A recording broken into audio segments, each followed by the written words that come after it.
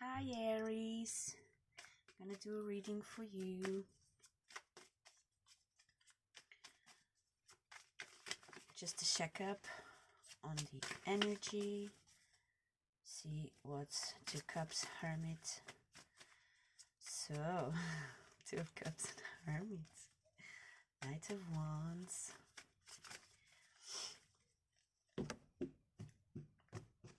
Let's see what's going on.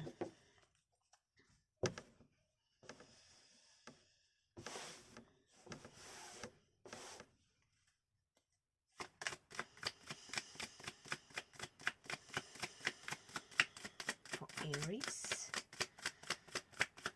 for the rest of the month of February. Let's see what's taking out. Okay, big stuff happening. Whoa, and an Ace of Cups just dropped on the table. Did you see that? Okay, there was a Five of Swords upside down. So I guess that there was this massive problem.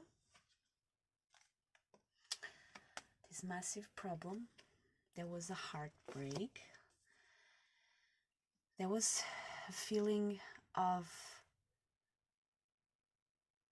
losing a battle, losing a war, not seeing how to solve a problem.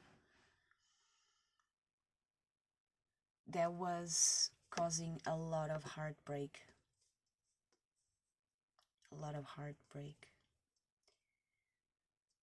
And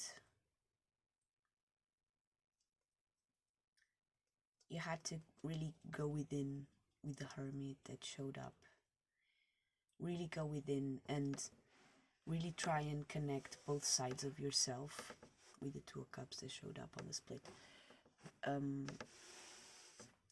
So you really had to be alone to be with yourself instead of being with someone, because you really needed to find that union of your feminine, receptive and gorgeous side. You needed to really entangle it with your masculine side, which is that strength that you have to get up in the morning and sort your shit out, do your work, and really jump up to that which makes you feel like you are capable, that you are useful, that you are special. You are the only one that can do that. And your feminine side takes a lot of nourishment from that. A lot. And unfortunately, sometimes we need to be alone to find that. Because if we are always in a relationship, if we are always thinking of ourselves and processing life as if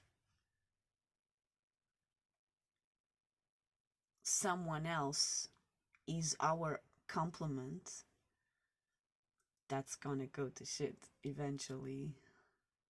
It's all very beautiful in the beginning because love blinds us and drunkens us. It elevates us. Love is a flight. But to fly, we need to have our feet on the ground first. And what it means to have our feet on the ground, it means that we need to walk with our left foot, our feminine, our passive, our receptive, and a little bit cold metallic side. We need to walk with that foot, and we need to walk with our right foot, which is the not cold, the heat that burns inside us when we think of something. It just sparks us into motion. It's just like an engine. Just like an engine. You cannot make an engine work if it's not working.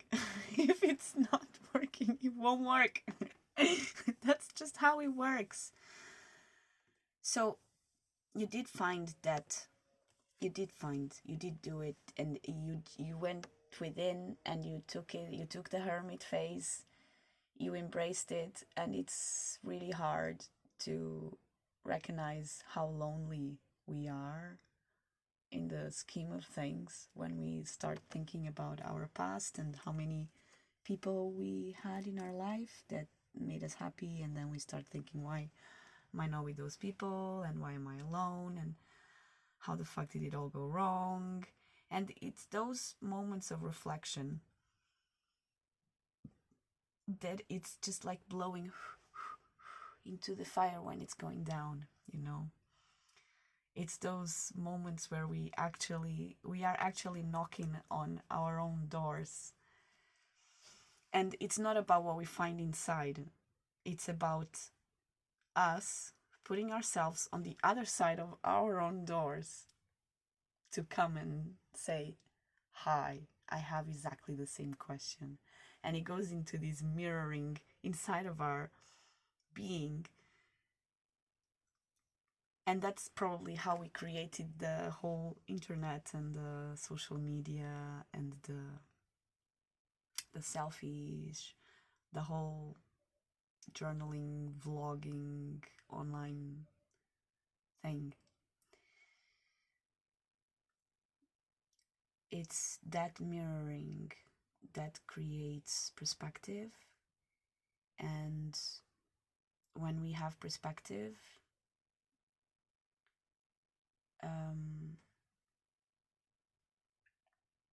we can heal.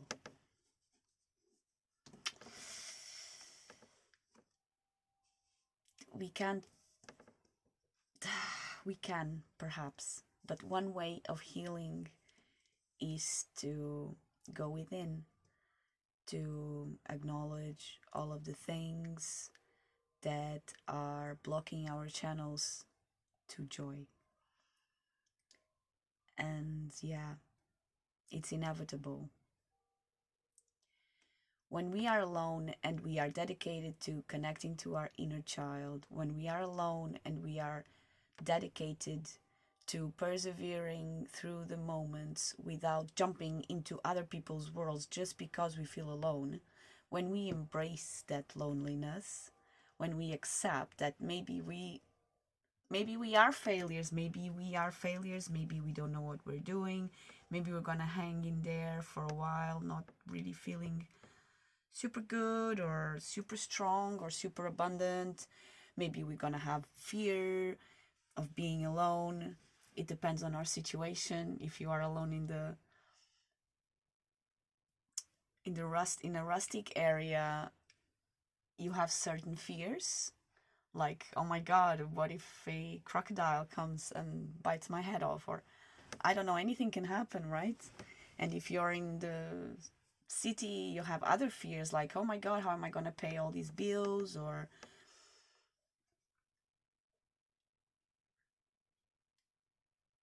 everybody has their fears, their worries, their doubts. And so that's why the spiritual journey is so important, and it's essential. The spiritual journey is essential. Talking about that, now that we know that you did a great job with your hermit phase and you really found out what makes your heart spark, what makes you happy, and you were able to release the connection you had to other people in the perspective that it was toxic, and you actually really accepted that you are going through a phase. And that the beauty is that it's so sad and it's so difficult to be there, especially if you are, well, it doesn't matter. Each problem is a problem, and any problem can put you down. It could be your hair, it can be your skin, it can be your friend, anything. You should never think that your problem is not as important as other problems, and you should never think that your problem is more important than other problems. It is what it is, and that doesn't mean that nobody cares. That means that we have to go through the journey. We have to deal with our own shadows. We need to look at them for as long as it takes until we are not afraid of them, till we can embrace them. And then we won't be projecting them over and over and over again outside, but we will actually use them. We will use them, and we're gonna make this beautiful thing. Because when we embrace our shadow, our cup overflows, our heart, we connect to our inner selves, to the side of us that has been suffering alone and has been struggling to feel alive, to feel deserving, to feel respected, to feel valued. And people in our life, they're just doing their jobs, they're just doing their roles. We are the only ones that can actually do this. We can use other people's, the feelings they create in us.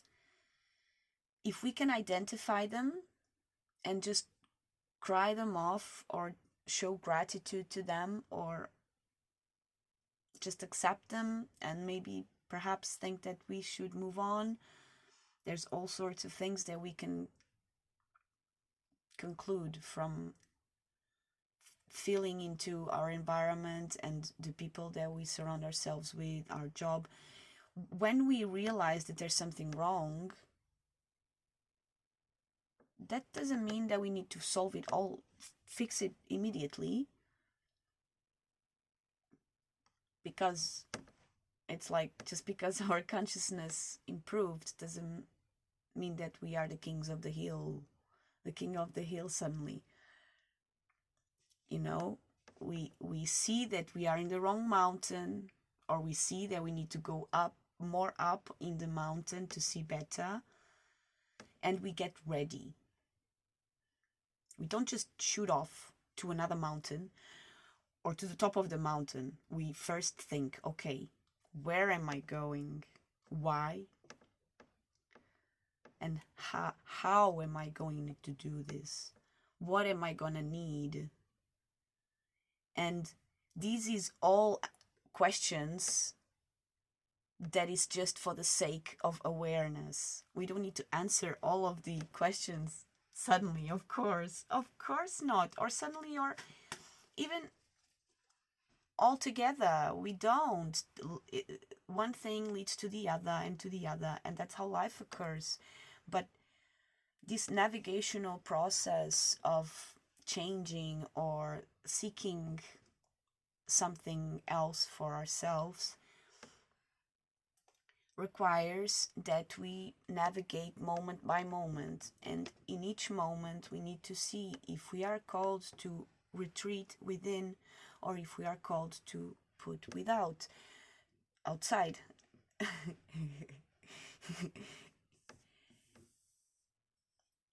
And in this case, it feels like you have been going through this process of accepting the heartbreak.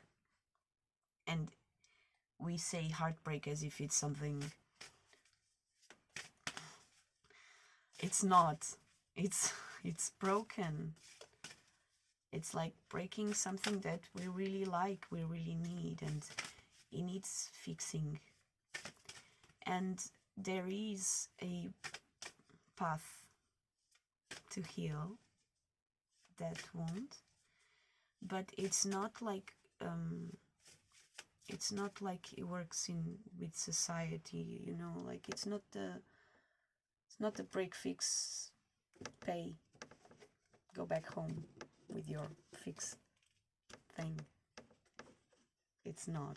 It's like in the ancient times when someone would rip their trousers because they fell down, they would have to fix them because they didn't have another pair of trousers.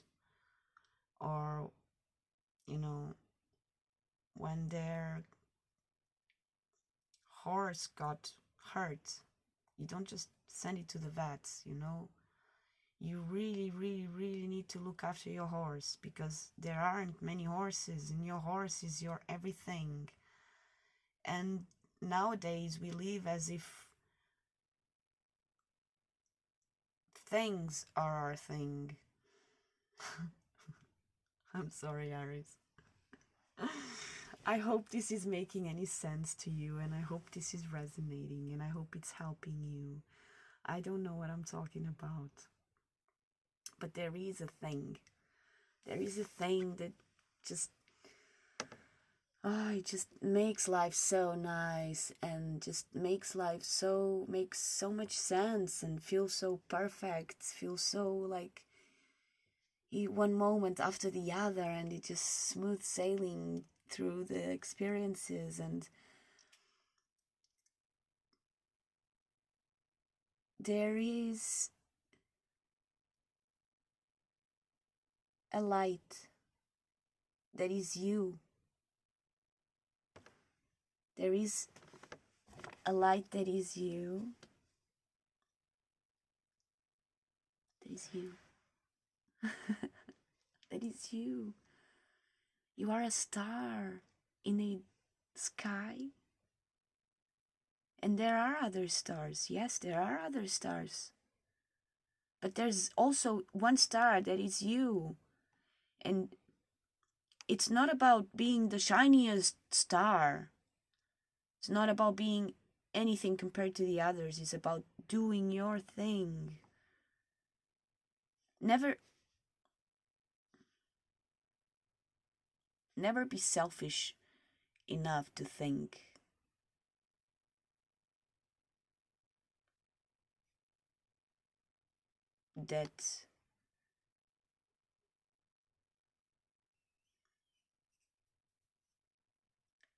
that you don't matter, because you do. You do. There's a whole bunch of people that are your family, your soul family, your soul group.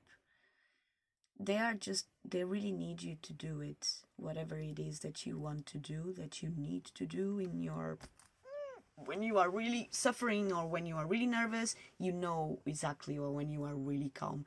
When you have those moments that you really connect, and you know what is it that you do that nobody else can do, or that other people do, but you do it. You do it, and you have done it, and you know that if you keep dedicating yourself to it, when you're a grown-up, when you grow up,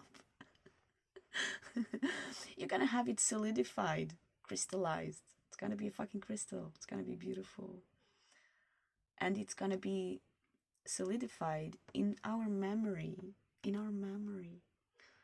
memory, the memory of us all. And that's really, really important, and I can't really explain any better. So yeah, it's a heartbreak, and it's an ongoing thing. What matters first is to pull the swords, and you did it. You didn't even pull them.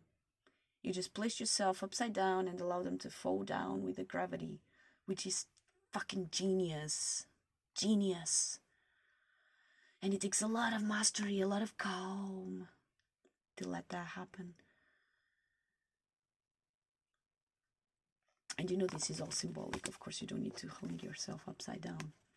But you do need to do something that only you know what it is. And if it doesn't matter if it doesn't make any sense to other people, and if other people don't do it, and if it's, you know it because it makes you feel cleansed, spiritually cleansed, makes you feel new, with hope that you, even in your simplicity, in your simple life of too much abundance of something that sometimes it feels like you don't need, or too much lack of something that you feel like you really need. And there's moments where everything is relative. Everything is relative. Even movement is relative. Success is relative.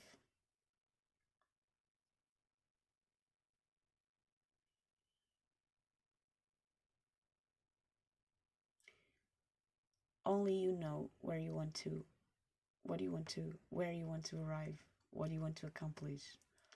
But deep within, you got it.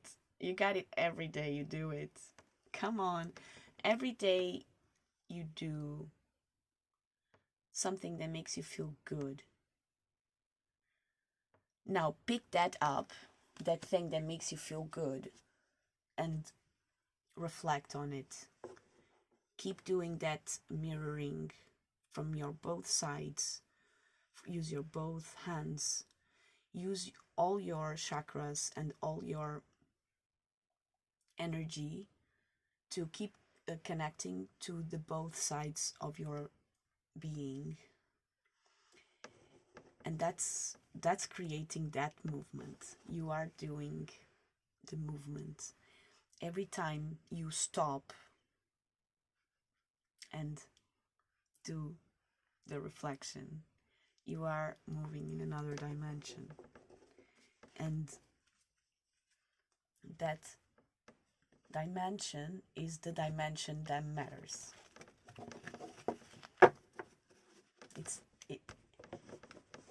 What matters is not that you are like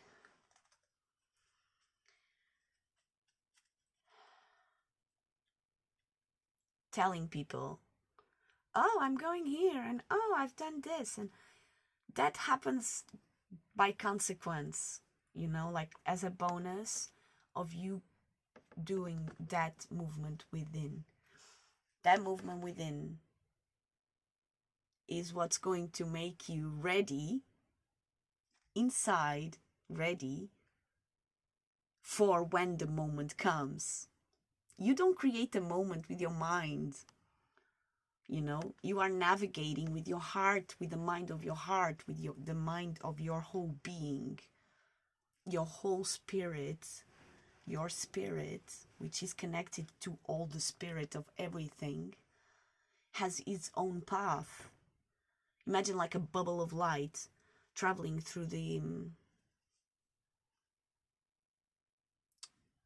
nervous cells. It knows where it's going if you let it.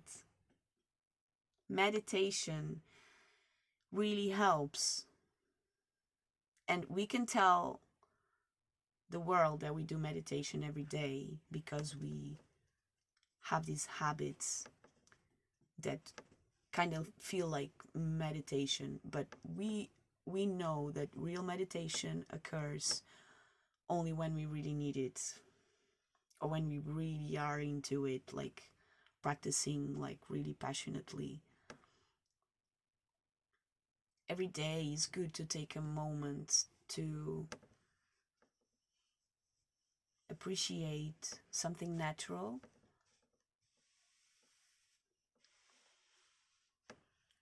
Like personally, I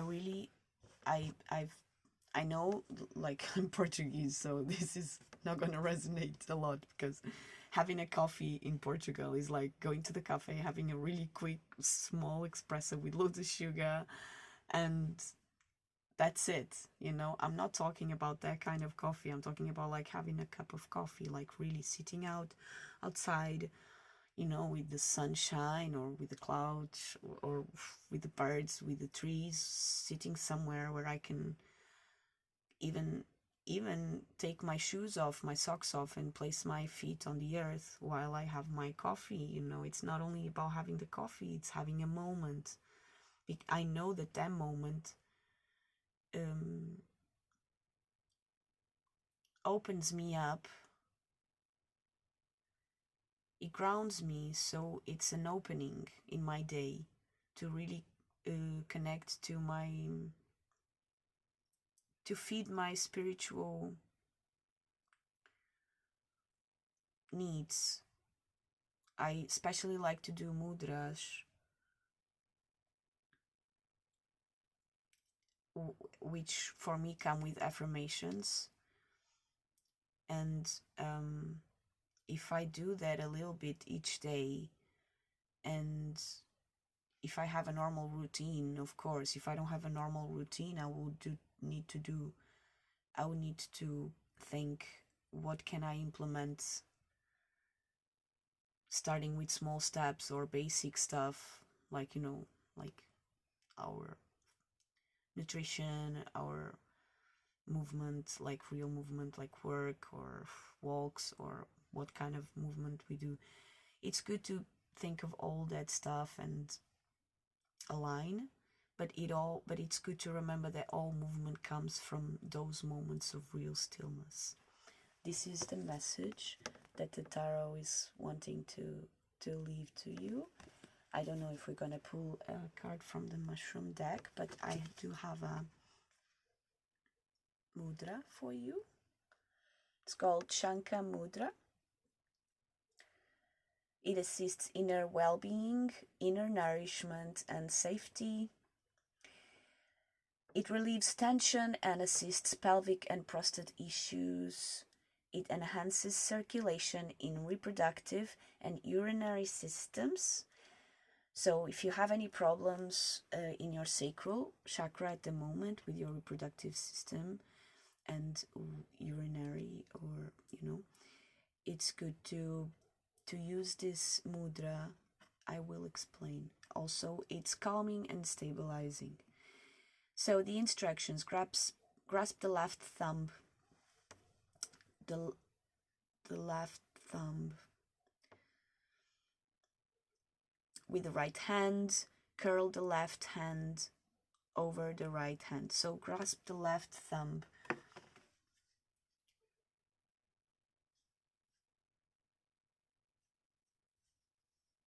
Okay. So grasp the left thumb with the right hand. This is probably mirrored the video, so you need to use your discernment. Touch the tip of the right thumb to the tips of the left index, middle, and ring finger. Relax the shoulders and belly and find your natural breath. So, touch the thumb to these to the three fingers, the three first fingers. Grasp the left thumb, but don't press, okay? Just mildly touch, and try and do a pose. Breathe in and try and feel your shoulders. Try and relax them, but keep them straight but relaxed, kind of. Not, if you have trouble to put your back straight, try and fill up your lungs, like, and feel your shoulders getting straight. And when you feel them straight, try and hold the breath there and slightly let it off. And if you feel your shoulders going down again because your back is tired or because you're not used to this, it's okay. Just let it down a little bit, let it relax. And then when you feel like breathing in again, just trust that your back will find the support and the nourishment it needs. This is the mudra of nourishment.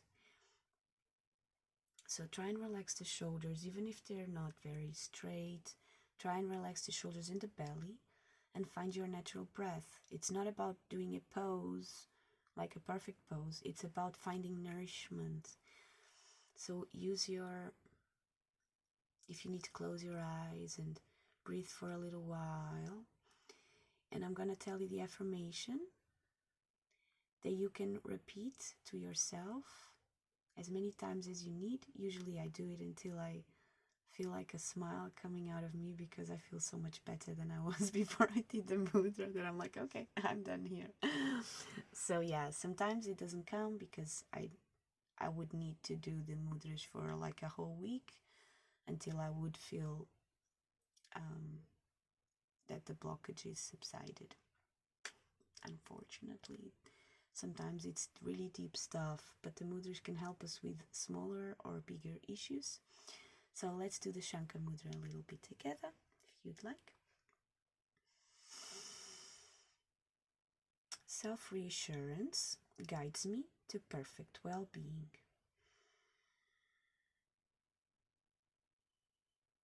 Self-reassurance guides me to perfect well-being.